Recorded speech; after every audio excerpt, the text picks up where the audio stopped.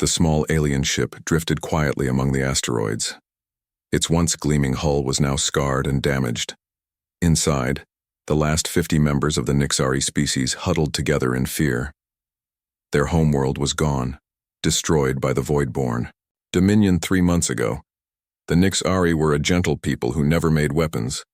This made them easy targets. Shalvek, the eldest of the survivors, looked through the viewport at the endless space around them. His thin body glowed faintly in the dim light, his translucent skin showing patterns of blue light that reflected his sad mood. The children were hungry again. Their food supplies were almost gone. How much longer could they hide? Elder? Something approaches, said Learvon, their pilot. A ship, not Dominion design. Shalvek moved quickly to the control panel. Can they see us? I think so. They've changed course. They're coming this way. The Nixari looked at each other with wide, compound eyes. Was this the end, or could these strangers help? Captain Lisa Moore of the Earth Alliance vessel. Steadfast leaned forward in her command chair. Show me again what you found, Officer Jackson. Ben Jackson, the sensor operator, pointed to his screen. Here, Captain. Energy readings that don't match any asteroid composition. It's artificial and there's a faint life sign cluster. Lisa studied the readings. The Steadfast was on a routine survey mission in the Cygnus sector, mapping resources in this uncharted asteroid belt. Finding signs of life here was unexpected. How many life forms? She asked. Approximately 50, but the readings are unusual. Not any species we've encountered before. Lisa nodded. The first contact protocols were clear. Bring us closer, but approach slowly. We don't want to appear threatening. Full shields, but weapons on standby only. The bridge crew worked efficiently as the Steadfast moved carefully toward the hidden vessel. Lisa felt the familiar mixture of excitement and caution that came with potential first contact situations. Humanity had met 6 alien species since achieving faster-than-light travel 30 years ago. All contacts had been peaceful so far. We're within visual range, said the pilot. On screen, Lisa ordered. The main viewer showed a small ship, maybe a quarter the size of the Steadfast. Its design was elegant but clearly damaged. Burn marks scored its surface, and one section appeared to be barely holding together. That's weapons damage, said Security Chief Frank Rodriguez. Someone attacked them. Communications Officer Ryan Pierce spoke up. Captain, we're receiving a transmission. Audio only, no visual. Let's hear it, Lisa said. A soft voice came through the speakers. The words were unknown, but the tone conveyed fear and desperation. Run it through the universal translator, Lisa ordered. Ryan worked quickly. After a moment, broken words came. Through. Please. No harm. Hiding. Children hungry. Lisa made her decision. Open a channel. Full visual from our end. When Ryan nodded that the connection was open, she spoke clearly. This is Captain Lisa Moore of the Earth Alliance. Vessel Steadfast, we mean you no harm. We can offer assistance if you need it. After a pause, the screen changed to show the interior of the alien ship. Lisa heard gasps from her crew. The aliens were unlike any species humans had met before. They were thin, almost frail-looking beings with luminous skin that seemed to glow from within. Their large compound eyes reflected the light, and patterns of blue and green pulsed under their translucent skin. One alien stepped forward. I am Shalvek of the Nixari. We are refugees. Our world is destroyed. We have children and injured. We hide from those who hunt us. Lisa spoke calmly. We can help you, Shalvek. We can provide food, medical assistance, and temporary sanctuary, while we understand your situation better. Shalvek's skin flashed with patterns of light. The translator interpreted, The Dominion will destroy any who help us. They are very powerful. Before we worry about that, Lisa said, let's take care of your immediate needs. Will you allow our medical team to visit your ship? After a brief discussion among the aliens, Shalvek agreed. Dr. Maria Diaz led the medical team onto the Nixari ship. The air was thinner than Earth normal but breathable. The inside of the vessel was beautiful despite the damage, with curved walls that seemed to be grown rather than built. The Nixari watched them nervously. Up close, Maria could see how weak many of them appeared. Their glowing skin was dimmed, especially among the children. "They're malnourished," Maria told Captain Moore through her communicator. "They need food and clean water. Several have injuries that need treatment." "Understood," Lisa replied. "We're sending supplies now." As the human team distributed food and medical supplies, the Nixari gradually became less fearful. A young Nixari child approached Ryan Pierce, who was setting up better communication equipment. The child's skin glowed with curious patterns of light. "Hello?" Ryan said gently. "What's your name?" The translator converted the child's flashing lights. "I am Kellum. Are you from a world with a sun?" Ryan smiled. "Yes. Our home planet orbits a yellow star. Our world had 2 suns," Kellum said. "The Dominion turned them dark. Everyone died except those on our ships. Then the Dominion hunted our ships." Ryan felt a chill. "Why would they do that?" Shalvek approached. "The Voidborn Dominion believes only the strong deserve to live among the stars. They see our peaceful ways as weakness. We do not build weapons. We grow things. We heal. They say this makes us unworthy of life." Lisa, who had joined the team on the Nixari ship, asked, "How advanced is this Dominion? How many worlds do they control?" "Many worlds. Hundreds. Their ships are faster and stronger than any we have seen.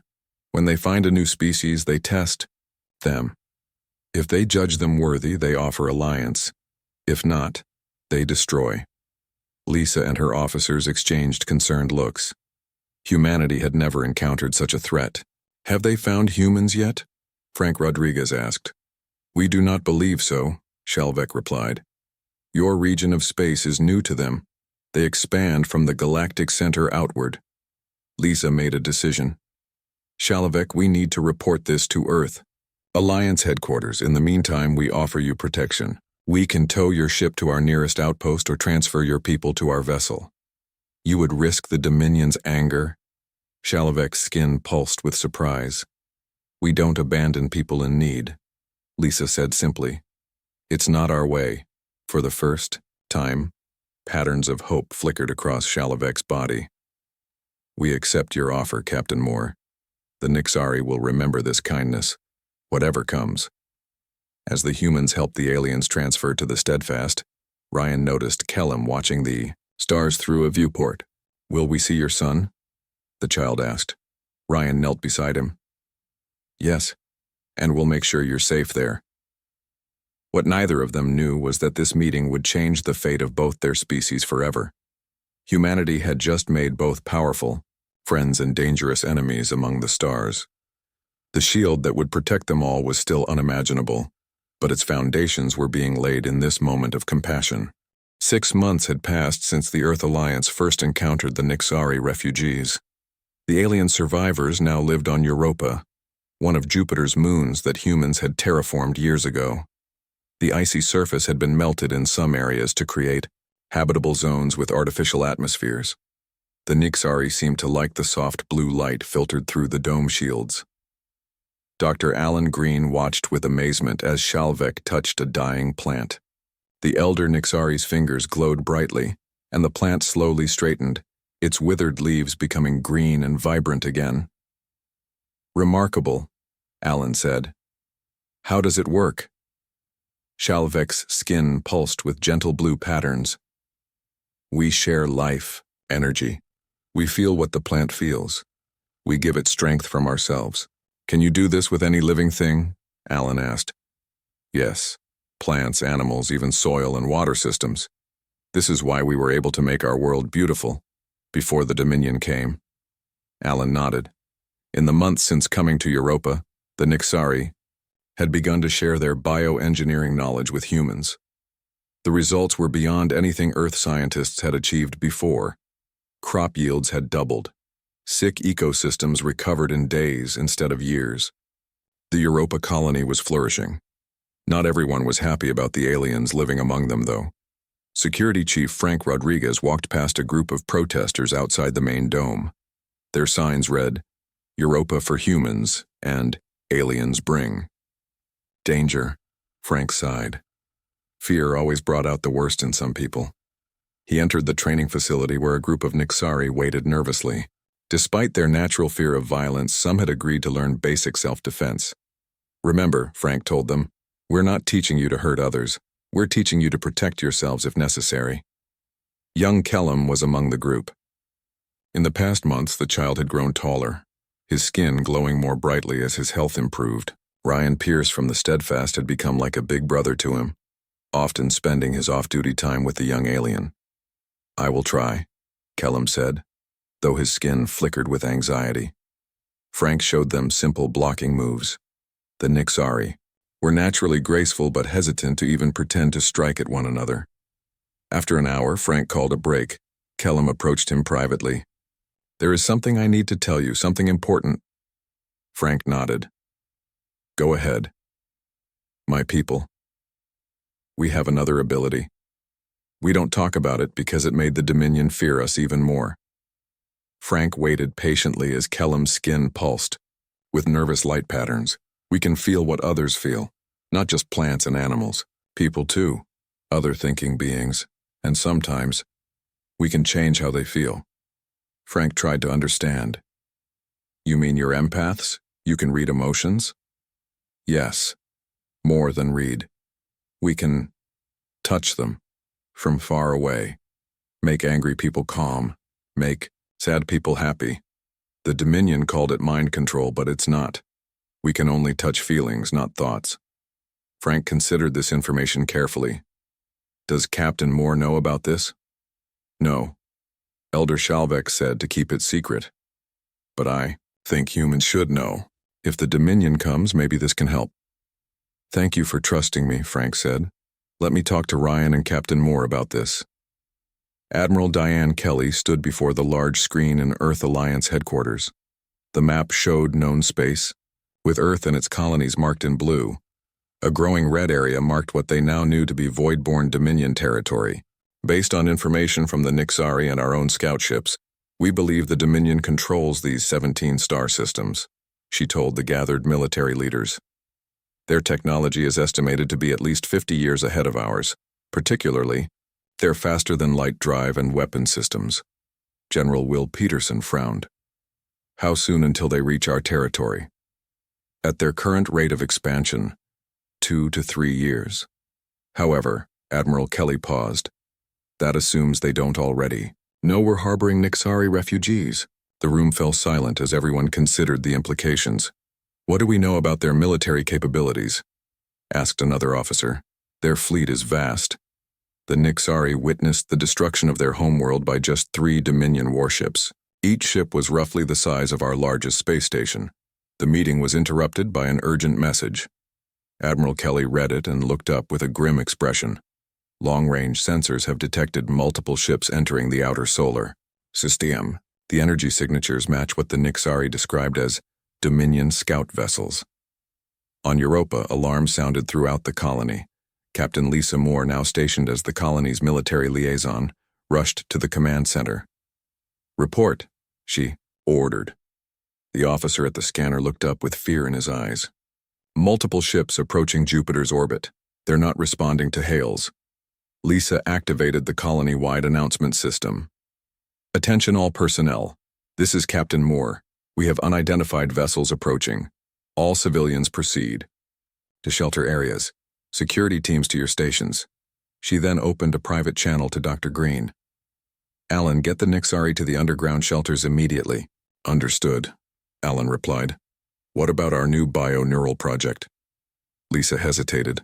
The project was experimental, combining Nixari biological knowledge with human technology. It wasn't ready, but it might be their only advantage. Bring everything. You can. We might need it. Ryan Pierce found Kellum in the garden dome. The young Nixari was attempting to calm the other children, their skin flickering with fear patterns. Kellum, we need to go to the shelters, Ryan said. They found us, Kellum said quietly. The Dominion. I can feel them. They are cold inside like empty space. Ryan knelt beside him. Remember what Frank's been teaching you? We'll protect you. But they are too strong. They destroyed our world with just 3 ships. Ryan put his hand on Kellum's shoulder. The alien's skin glowed warmly at the touch. Humans are stubborn, Ryan said with a small smile. We don't give up easily. As they hurried to the shelters, the first images of the approaching ships appeared on colony screens. They were black, angular vessels that seemed to absorb light rather than reflect it. Each one was larger than any human ship. In the command center, Lisa watched as the largest ship broke formation and moved directly toward Europa. They know exactly where the Nixari are, she said quietly. The communication system crackled, and a cold voice spoke in perfect English. This is Commander Zalthar of the Voidborn Dominion. You harbor genetic defectives that have been scheduled for cleansing. Surrender all Nixari within 48 hours or face cleansing action yourselves. The message ended, leaving a heavy silence. Frank Rodriguez joined Lisa at the command console. Captain, there's something you need to know about the Nixari, something that might help us. Lisa listened as Frank explained what Kellum had told him. When he finished, a small spark of hope lit in her eyes. Get me Admiral Kelly, she ordered, and find Dr. Green. If the Nixari can influence emotions across distances, maybe we have a chance after all. As Europa's defenses went on high alert, the countdown began. Humanity had 2 days to prepare for its first interstellar war. A war they seemed destined to lose unless they could find strength in their unlikely alliance with the gentle, empathic refugees they had chosen to protect. The massive Dominion warship hung in space above Europa like a dark storm cloud. Smaller ships circled Jupiter's other moons, scanning for any hidden Nixari. In Earth's orbit, the Earth Alliance Council held an emergency meeting. Ambassador Susan, Howard looked around the table at the 20 council members. Some faces showed fear, others anger, and a few determination. The facts are clear, said Council Member Peter Wright. The Dominion technology far surpasses ours. Their weapons could destroy our colonies in minutes. We should comply with their demands and hand over the Nixari. Several members nodded in agreement, but Susan stood up. 57 refugees. That's all that remains of an entire species, and you want to give them to their executioners? To save billions of humans, Peter countered. It's simple math. It's not math, it's morality, Susan said firmly. What does it say about humanity if our first major decision as a galactic species is to sacrifice the weak to save ourselves? What kind of future would we be building? Admiral Kelly spoke next. From a military standpoint, I must inform the Yamaing Council that our chances in direct conflict are minimal.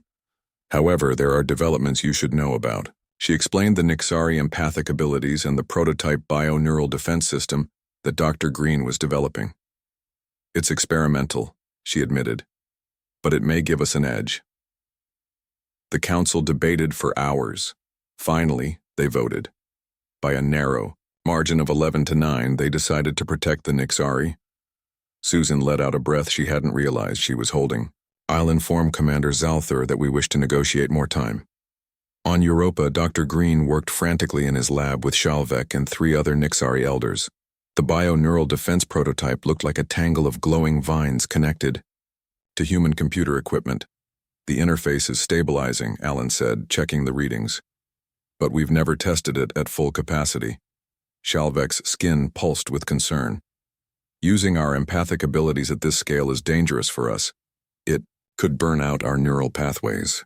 I know, Alan replied softly, but it may be our only chance. In another room, Kellum sat with Ryan and Frank. The young Nixari's skin was dimmed with fear. I've been practicing like you showed me, Kellum told Frank. I can block out others. Feeling's better now. Frank nodded encouragingly. That's good. In battle, you'll need to stay focused. Kellum's skin flickered. I've been thinking about something else. Something that might help. Ryan leaned forward. What is it? If I don't block, if I open completely instead, I could reach much farther.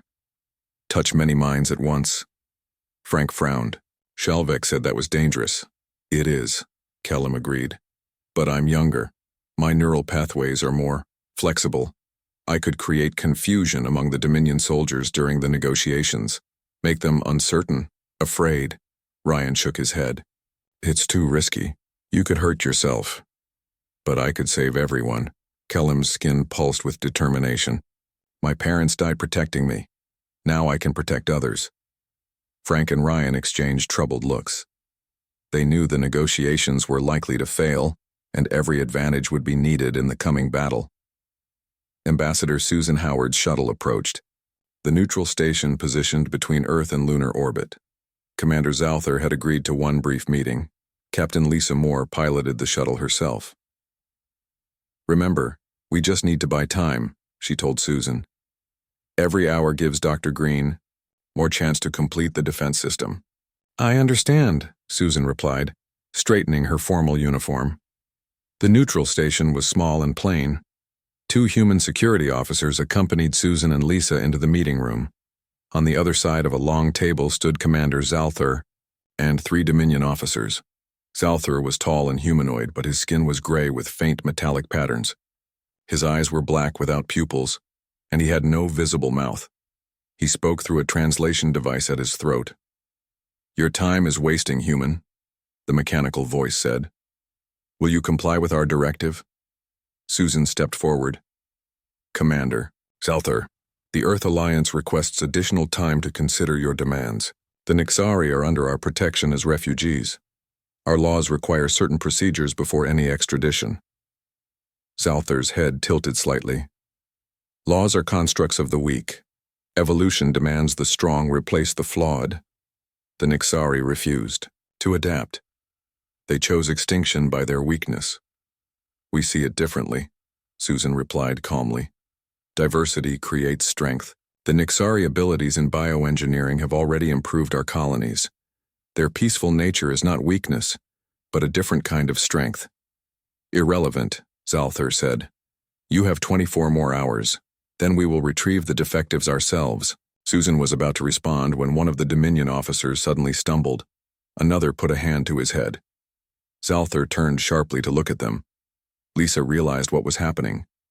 Somewhere on Europa, Kellam was trying to use his empathic abilities, but they were too far away. It wouldn't work at this distance. Zalther's black eyes snapped back to Susan. Your time is reduced to 6 hours. The meeting is concluded. As they left the station, Lisa activated her secure communicator. Admiral Kelly, negotiations have failed. Worse, I think someone tried to use empathic influence during the meeting. Zalther noticed. We now have only 6 hours. On Europa, Frank found Kellam collapsed on the floor. The young Nixari's skin was barely glowing, with weak pulses of light moving erratically across his body. What happened? Frank demanded, lifting the child gently. Ryan rushed in. He said he was going to rest. I only left for a few minutes. He tried to reach the station, Frank said. It was too far. They carried Kellam to the medical bay where Dr. Maria Diaz quickly examined him. His neural patterns are destabilizing, she said. Similar to a human stroke, but throughout his entire system. Shalvek hurried in, his skin pulsing with distress. He placed his hands on Kellam's face and both their bodies glowed more brightly. He will recover, Shalvek said after a moment, but he cannot attempt such a thing again. An alarm sounded throughout the colony. Admiral Kelly's voice came over the speakers. All personnel to battle stations. Dominion ships are on the move. Repeat, Dominion ships are on the move. Dr. Green appeared in the doorway. The prototype is ready, but we need Kellam. His neural patterns are the strongest we've measured. Shalvek shook his head. He is too weak now. Then it must be you, Elder, Alan said. Frank helped Kellam sit up. The young Nixari's skin flickered weakly. I can still help, Kellam insisted. I just need to be closer. Outside, the colony's shields activated as the first Dominion ships entered Jupiter's orbit. Europa wasn't their only target. Reports came in of Dominion vessels approaching Mars colony and Earth itself. The final countdown had begun.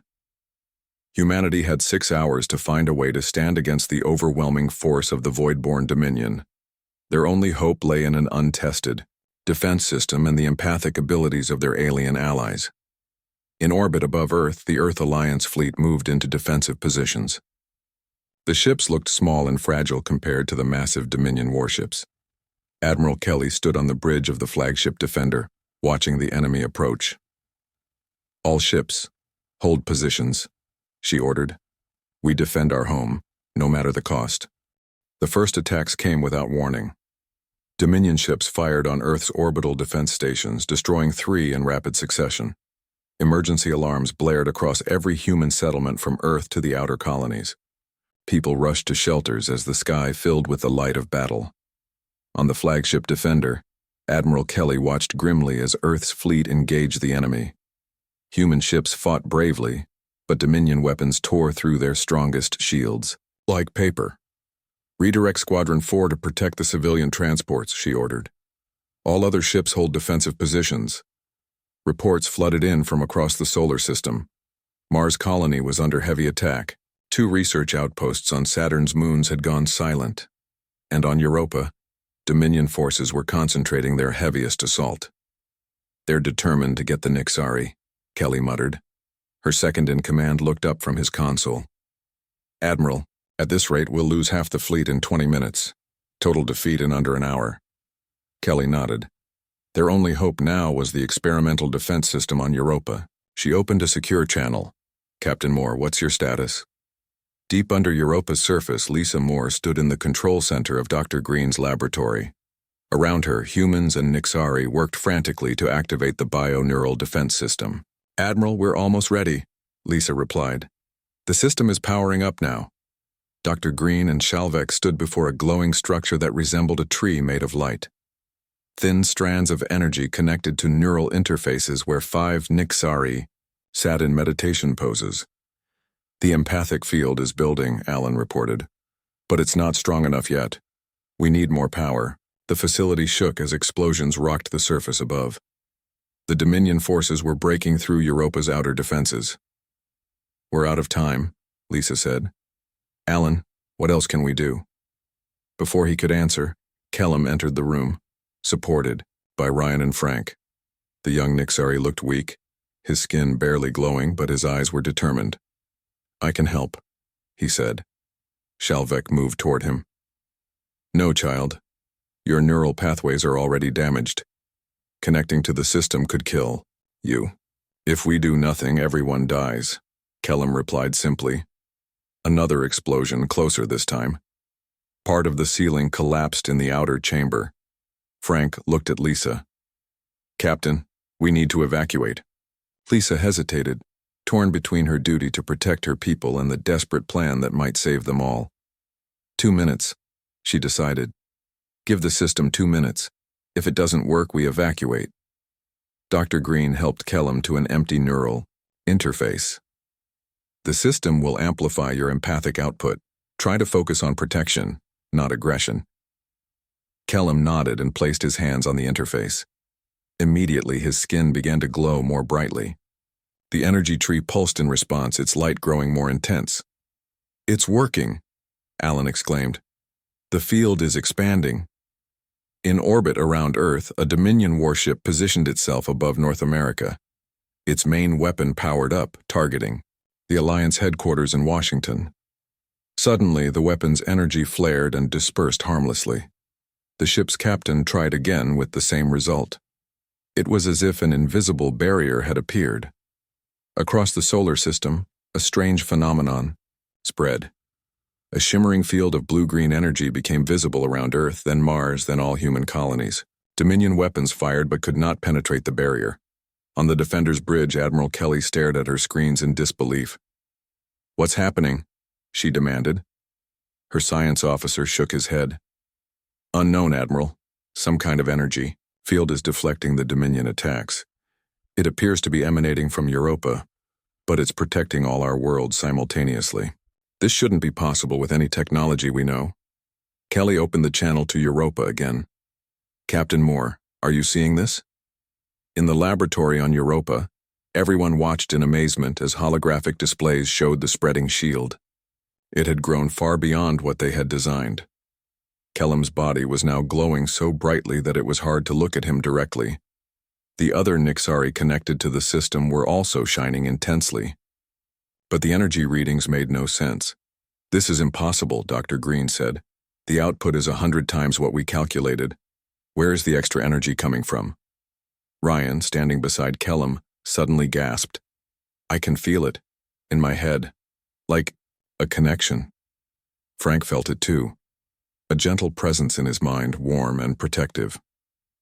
Lisa looked around as her crew members all showed similar reactions.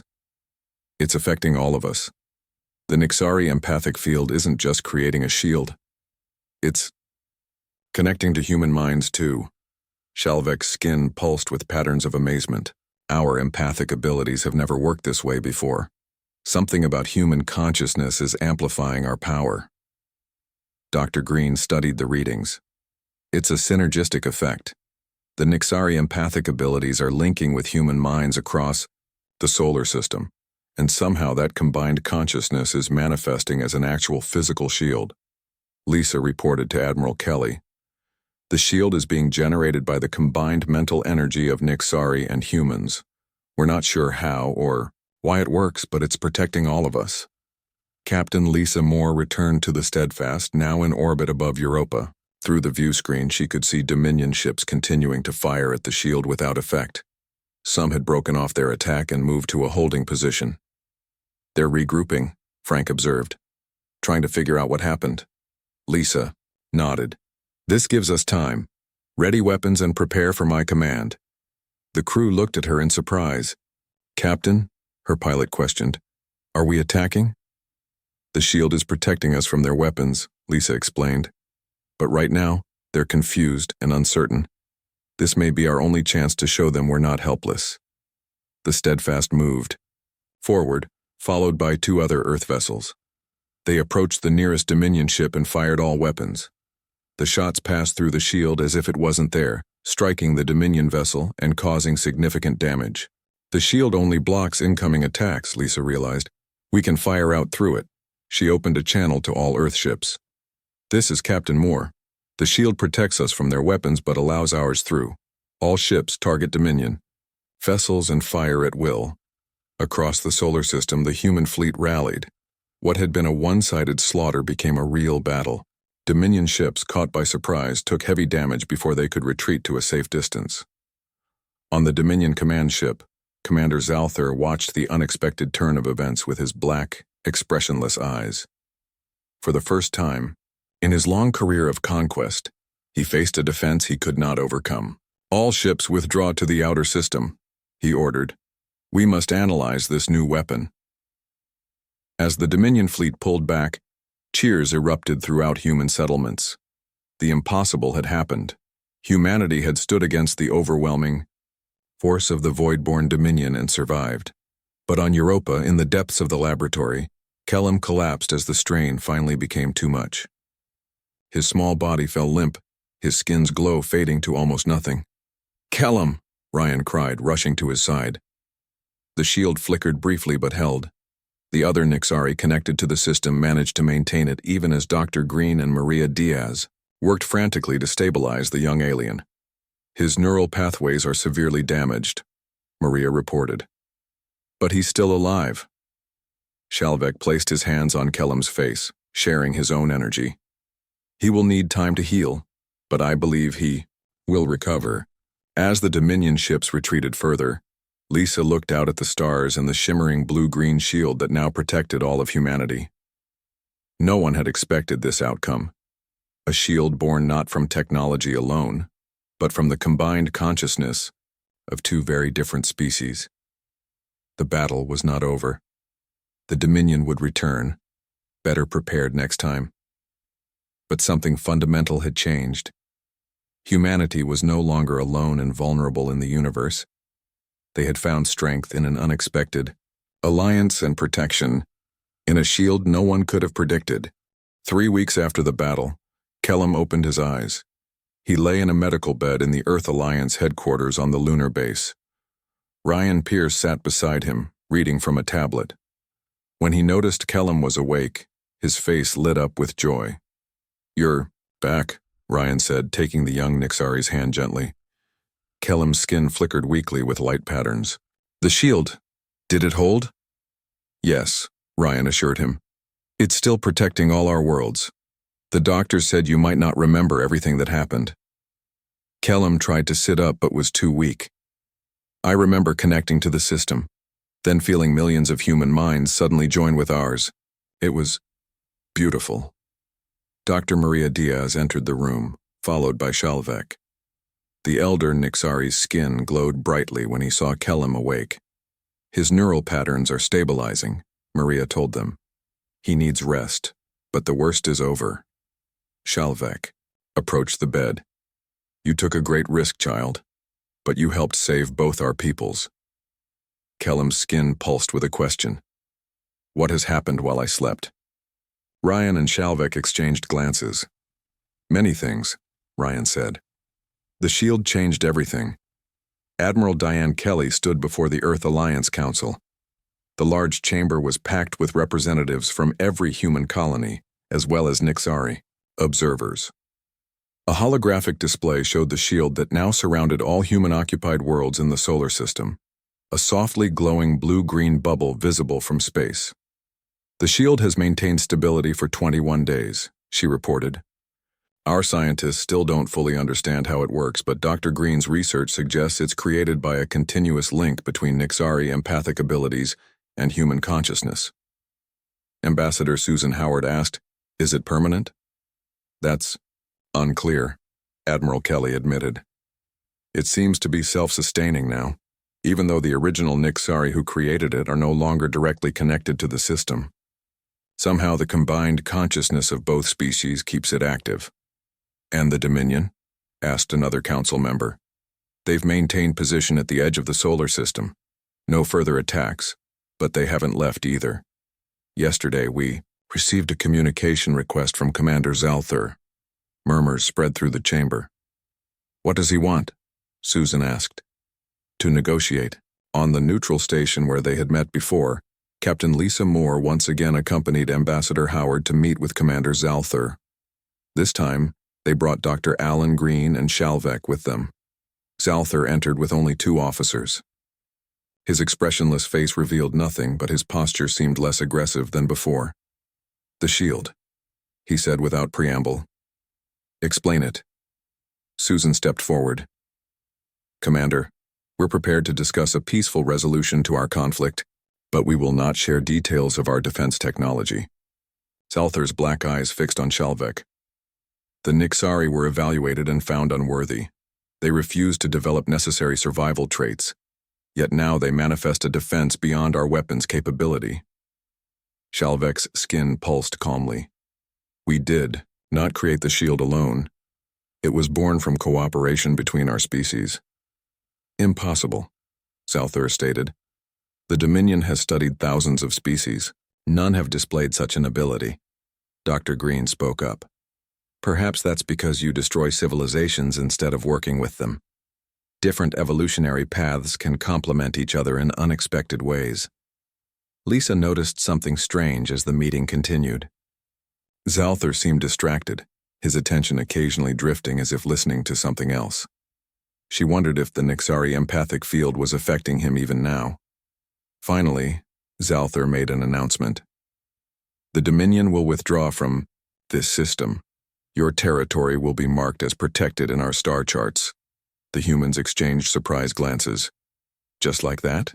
Lisa asked skeptically. The Dominion does not waste resources on futile conquests. Zalthur replied. Your shield technology makes this conflict inefficient. There are many other worlds for cleansing. Susan frowned. We can't let you continue destroying peaceful species. You cannot stop us beyond your shield, Zalthur said simply. After the Dominion representatives left, Lisa turned to Shalvek. He's right. The shield protects us, but what about other species the Dominion targets? Shalvek's skin pulsed thoughtfully. Perhaps the shield can expand. If we find other compatible species, the connection might grow. 6 months later, Lisa Moore stood on the bridge of the newly commissioned Earth Alliance vessel Unity. It was the largest exploration ship ever built by humans, with a crew of both humans and Nixari. As its captain, Lisa had been given an important mission. Ryan Pierce, now her first officer, stood beside her. All systems ready, Captain. Set course for the Lyra system, Lisa ordered. Maximum speed. The great ship moved away from Earth, passing through the shield that now defined the boundary of protected space. Their mission? To find other species threatened by the Dominion and offer them sanctuary. In the ship's garden dome, Kellum tended to alien plants with careful attention. At 10 Earth years old, he had grown taller, his skin glowing brightly with health. The neural damage from the shield incident had mostly healed, though occasionally his light patterns still showed slight irregularities. Dr. Green found him there, studying a particularly unusual flowering plant. "How are you feeling about the mission?" Alan asked. Kellum's skin pulsed with excitement. "I can already sense them far ahead, another species with minds open to connection." Alan smiled. "The shield has grown stronger since we integrated the Nixari fully into Earth society. The scientists think it might be able to expand much further." "It will," Kellum said with certainty. "I can feel it. The shield wants to grow." On Earth, in the new Joint Human Nixari Research Center, Frank Rodriguez watched a group of children playing together. Human and Nixari kids chased each other through a park, laughing and communicating, in a mixture of spoken words and light patterns. Some of the human children had begun to develop a rudimentary sensitivity to Nixari emotions, while young Nixari were adapting to human physical activities. Ambassador Howard joined him, watching the children with a smile. "6 months ago, we nearly handed them over to save ourselves," she remarked. Frank nodded. "And we would have lost everything that's happened since. The medical breakthroughs, the environmental restoration technology, the shield." Above them, the sky shimmered faintly with blue-green light, a constant reminder of the protection that surrounded their world. Susan looked up at the shield, then back at the playing children. "We didn't just offer them protection, they became our protection." "That's the thing about shields," Frank said with a smile. "They work both ways." Far out in space, aboard the Unity, Lisa Moore entered a final log entry before going off duty. "Captain's log, day 183 of our mission.